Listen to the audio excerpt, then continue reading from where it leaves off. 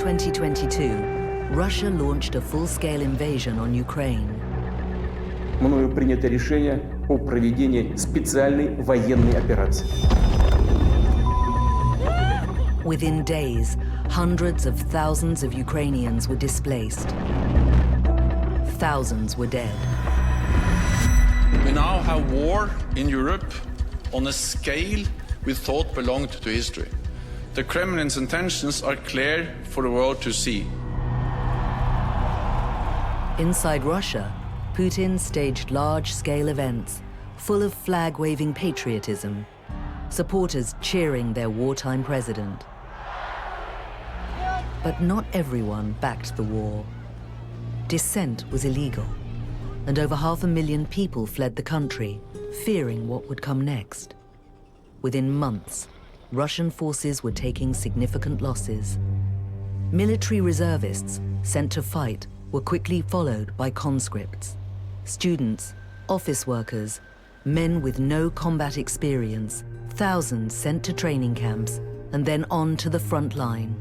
Many died on the battlefield, others chose to desert. This is the story of one defiant man who escaped the front line and the underground movement that helped him vanish.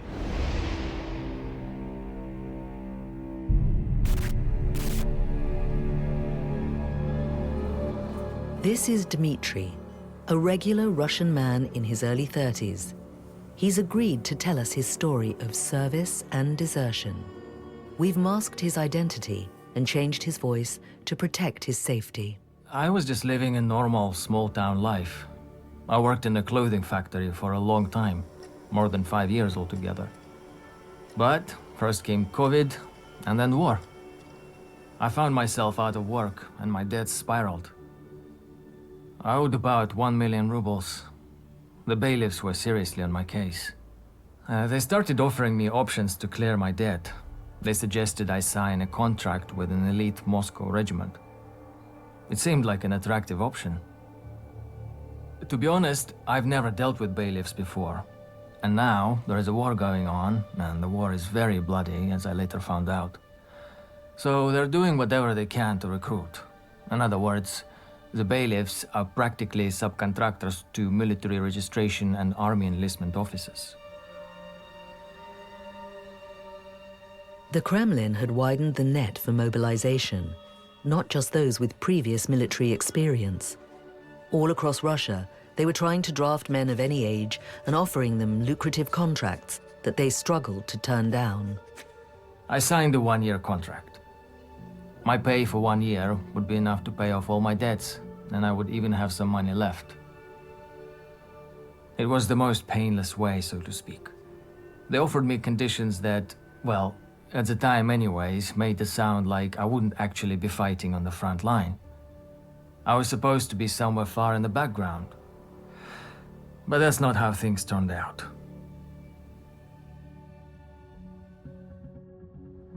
In the first few months of the war, as Putin's conscription program got underway, a group of exiles were planning a mobilization of their own. Over the border in Tbilisi, Georgia, a secret network was forming.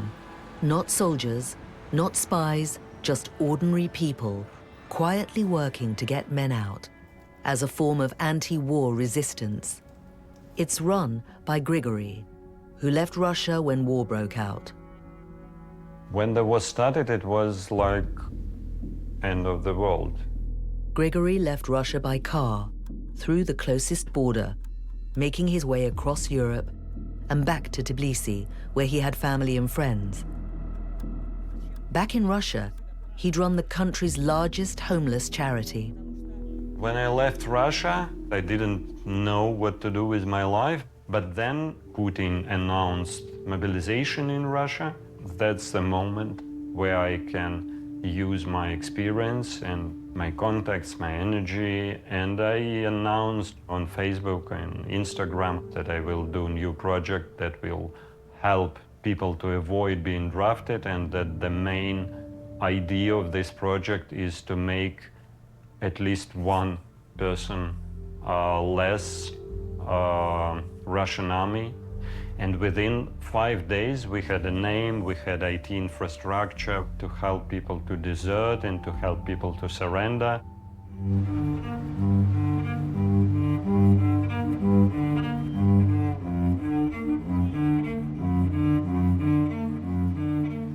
Here we work and meet with my colleagues from Get Lost. The name in Russian is Idite Lesom. Literally, it means go through the forest or go to the forest, but the closest translation, I think, is get lost. Idite Lesom offers soldiers 3 routes out: deserting Russia, hiding within Russia, or surrendering to Ukrainian forces. All of them are extremely high risk. Ну что, дорогие коллеги, давайте начнем. Что у тебя? Понятное дело, что стало больше обращений от военнослужащих, и вот что они заметили, что... There are 8 full-time staff and up to 200 volunteers working at Idite Lesom. Some based in Tbilisi, others scattered across Europe. Grigory's sister Daria builds the escape routes, detailed, dangerous, and always changing. Anton also orchestrates escapes, navigating minefields, borders, and the constant risk of betrayal. And Ivan, who works as the PR manager and verifies potential clients, filtering the real deserters from infiltrators. Ivan has worked with Idite Lesom since its inception. During the first months of our work, my aim was very simple: to make everybody know that there is such an organization. We are anti-military organization because we are against militarism. We are against Russian army. And our aim is not only support of those who doesn't want to participate in the war, but also to support those who are against this war. In 2024, US officials estimated that 25 to 30,000 new Russian soldiers are recruited every month. An intelligence update in May 2025 from the UK Defence Ministry said it's likely that around 200 to 250,000 Russian soldiers have been killed in the war so far. But the true number remains unknown. Many of them were tempted to the front by the same reasons as Dmitry. They go there for money. But when they come to military office, these people who are telling them everything will be all right, you will be far from Ukraine, you won't be sent to the front line, you will be somewhere on another part of Russia, for instance. And they still trust these people. They still believe all this. For Dmitry, his attempt to pay off his debts was proving to come at a much higher cost. On the front line, he began to film his experiences. He shared this extremely rare footage with us. Yes, I filmed these videos. We inherited these dugouts from the Ukrainian forces. This is where we lived. Naturally, dugouts often get flooded. It got to the point that by morning you were knee-deep and our sleeping quarters were flooded. You adapt quickly to the living conditions. It's only now, looking back, that it hits me. If you start thinking about it, thinking and reflecting when you're there, it'll just kill you. I got to the camp about a week after signing the contract. I still believed what the recruiters had told me, that this would be a good regiment, that I'd be somewhere in the rear, that I'd probably work logistics or repair battalions, whatever was needed. But after about a week, it became clear. They were preparing us for combat. I realized in camp, it's impossible to cancel your contract.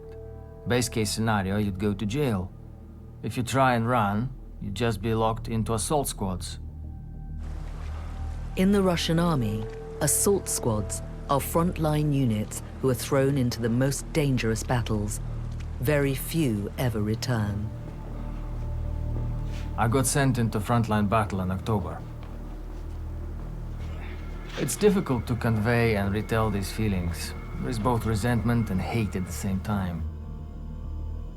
Hate even to myself for being a fool, signing up for such a thing. How could I not have seen this coming? It was there that I smelled war for the first time. It's a sweet, sugary, nauseating smell, sometimes mixed with burning flesh. It's hard to compare it to anything, but impossible to forget it. All the forests were littered with dead bodies. It would be impossible to count how many. It's full of corpse-eating rats. The awful stench was decomposing human bodies. Dmitri's footage is a rare glimpse into the Russian front line. This is due to fear of the strict censorship laws in Russia, which carry heavy punishments for those who discredit the army or publicly oppose the war. By the time we withdrew from our losses were about 93–94%. They throw people into battle like cannon fodder. They definitely understand that these people would die there. Because with such tactics, with such planning, with such level of communication, it is very difficult to carry out even small tactical operations without large losses. The men who survived, well, one of our friends just lost his mind. He became crazy. Some people were eaten away by fear. It had a huge impact on their brains. Some people couldn't even build a sentence. Nothing more than 4 or 5 word sentence. Dmitri's path out of debt had led him to experience the horror of frontline combat. The very idea of deserting came to me back in. Gradually, I realized that you can't keep going into this hell and survive. Far from the swift victory many had predicted, Putin's war in Ukraine was grinding on into stalemate. After 8 months on the front line, Dmitri saw his chance for escape. We arrived at the camp, and there was finally some internet connection there. I came across a video on YouTube, just on the suggestions page, and there was a link to the Idite Lesom project. At first, I was skeptical about this organization, so I checked the reviews and so on. Then, when I was sure, the first message I sent was very basic. Good afternoon, can you help me? And a few days later, I was given an appointment to verify myself and ask some general questions. The call was with a guy called Ivan. Расскажите, во-первых, с чего все началось. Я правильно понимаю, что вы подписали контракт в августе? The verification is needed primarily to prove we don't want to help the wrong people. I have a conversation with them. I ask them questions about what happened, how they appear to be on the front line, what have they seen, what have they experienced, did they have any injuries, and so on and so on and so on. The only thing maybe we want from the people we help to be clear, to be open with us, to be fair. That's all. Once Ivan has verified a potential deserter, it falls to Daria or Anton to work out their evacuation plan. Вначале наша задача определить, какой маршрут нам дать человеку и как его вывозить из страны. Every deserter's situation is unique, so they must devise a different plan for each individual. У нас много разных маршрутов для людей, которые хотят уйти с линии фронта. В России много есть границ, в границах есть много дырок. Есть маршруты на машинах. Кто-то из волонтеров помогает нам бесплатно переводить через какие-то горы или вот как раз через границу. Кто-то переходит самостоятельно, просто по тому маршруту, который мы им дали, с метками на картах, с конкретными позициями, где лучше перейти, где лучше переплыть реку и так далее. Ну, в общем, это такой немножко шпионский триллер. Fewer than 30% of Russians have an international passport. Without one, you can only travel to a limited number of countries, including Kyrgyzstan, Kazakhstan, and Armenia. Ну, такая коммуникация, она самая безопасная, потому что нету еще... Ну, то есть, чем больше людей в коммуникации, тем она менее...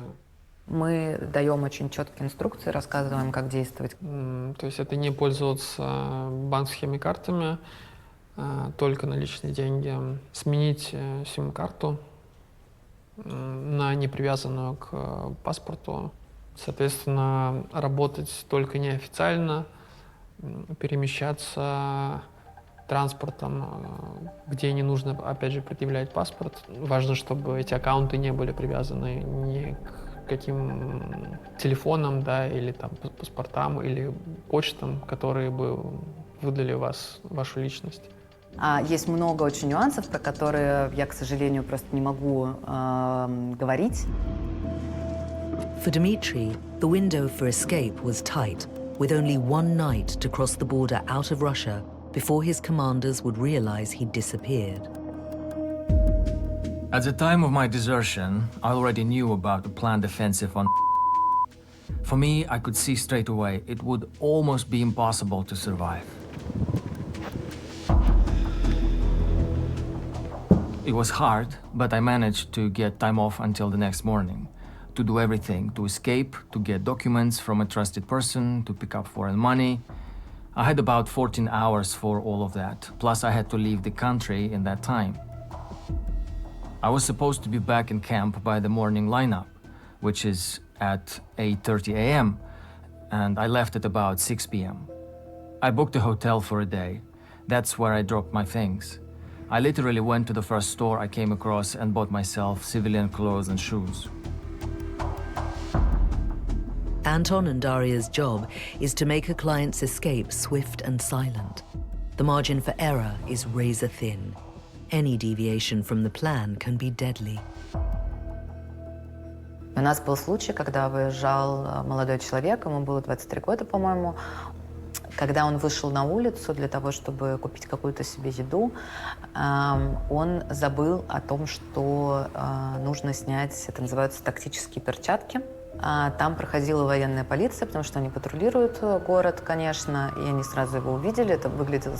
Последнее, что он успел нам написать, это то, что его куда-то увозят, что вот из-за перчаток он попался, и с тех пор мы ничего о нем не слышали. The only document I had with me was a military ID. I didn't take any other documents with me to the war zone. I waited for my trusted person and got my passport from him, and by that time I had already booked intercity taxis. I went directly with his taxi driver to where I had pre-booked an apartment for a day. When I got there, I immediately went to the train station and bought a ticket for cash. But then things didn't go to plan. A bridge had collapsed onto the railway tracks in the region, and it meant that all trains were delayed. I couldn't stay at the train station for long, in front of the police, in front of the military office, and under the cameras. I had to return my ticket urgently and pay a local taxi driver to take me across the border. I bought the next available flight to Yerevan. After about a week, I realized that Yerevan isn't for me. Armenia was not the place for me. So I chose the nearest flight outside Schengen zone and flew there. I had a rush of adrenaline. I did everything as quickly and accurately as I possibly could. Yes, there was excitement. It was kind of treason.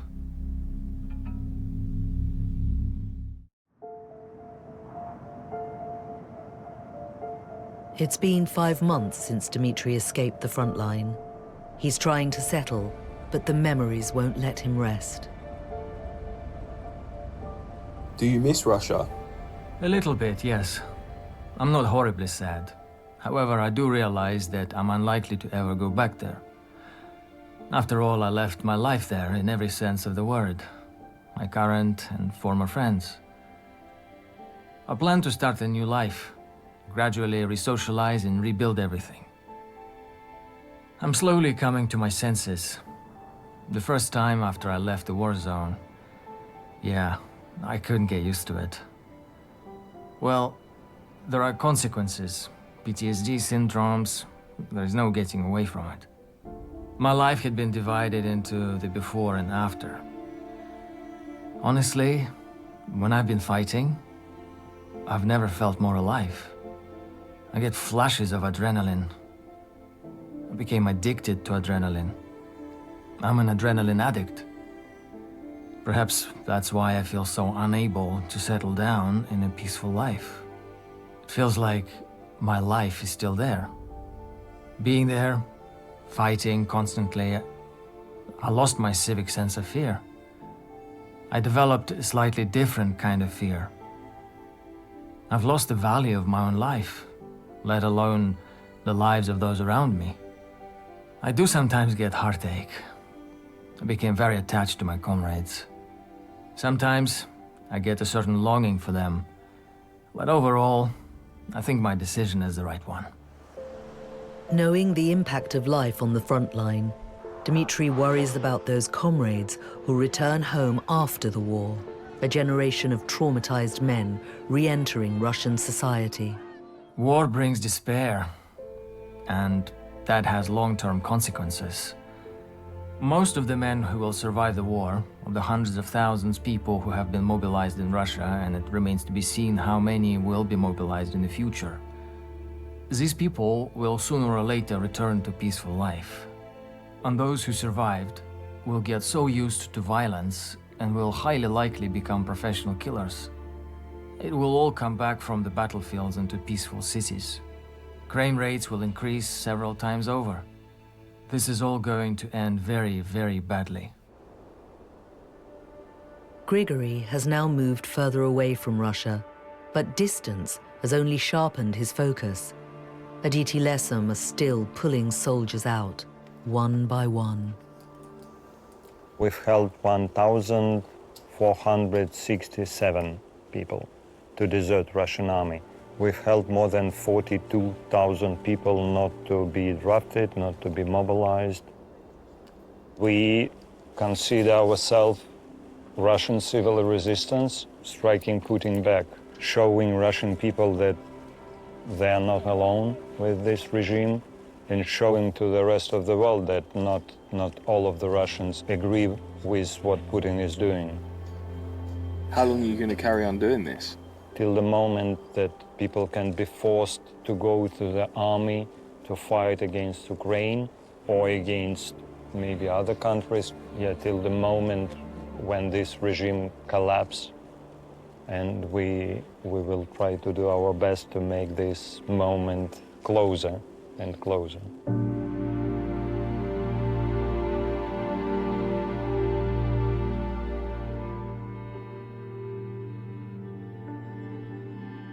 Well, that's it.